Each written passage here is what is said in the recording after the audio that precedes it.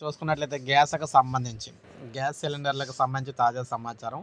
Gas cylinder వినియోగదారులకు కీలక alert. మీరు ఖచ్చితంగా ఈ విషయం తెలుసుకోవాల్సిందే.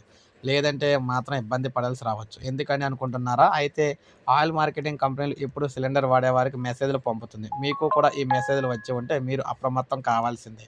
లేదంటే తర్వాత నష్టపోవాల్సి రావచ్చు. ఇంతకీ అసలు విషయం ఏంటనేది మనం ఇప్పుడు చూసుకున్నట్లయితే గ్యాస్ సిలిండర్‌లకు సంబంధించి మాతృభూమి పథకం ప్రకారం సంవత్సరానికి 10,00,000 ఆదాయం దాటిందా? అయితే మీ వంట గ్యాస్ సబ్సిడీ కట్ అయినట్లే అంటూ చమురు సంస్థల వినియోగదారులకు తాజాగా హెచ్చరికలు జారీ చేస్తూ ఉన్నాయి.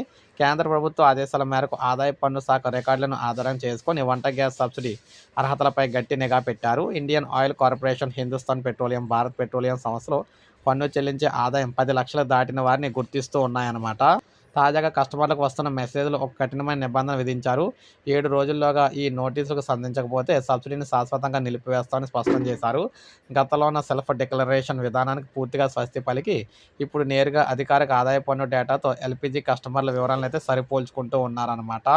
సో, గ్యాస్ సిలిండర్ల అక్రమ తరలింపును అరికట్టడానికి ఈ కోడ్ విధానం తెచ్చారు. అయితే నకిలీ డెలివరీల మెసేజ్‌లు, ఓటీపీ స్కామ్‌లతో సైబర్ నేరగాళ్లు పెరుగుతున్న నేపథ్యంలో సంస్థలు వినియోగదారులను అప్రమత్తం చేస్తున్నాయి. సో, ఏది ఏమైనా మొత్తంగా చూసుకుంటే 10,00,000 ఆదాయం ఎవరికైతే దాటుతుందో వారందరికీ కూడా గ్యాస్ సబ్సిడీ ఆపేయాలని చెప్పేసి ప్రభుత్వం మెసేజ్‌లయితే పంపుతోంది. ఇది ఊహించిన షాక్ అని చెప్పుకోవచ్చు. సో, ఇది అప్డేట్. ఒక లైక్ చేయండి, సబ్స్క్రైబ్ చేసుకోండి. మన ఛానల్ సబ్స్క్రైబ్ చేసుకోండి.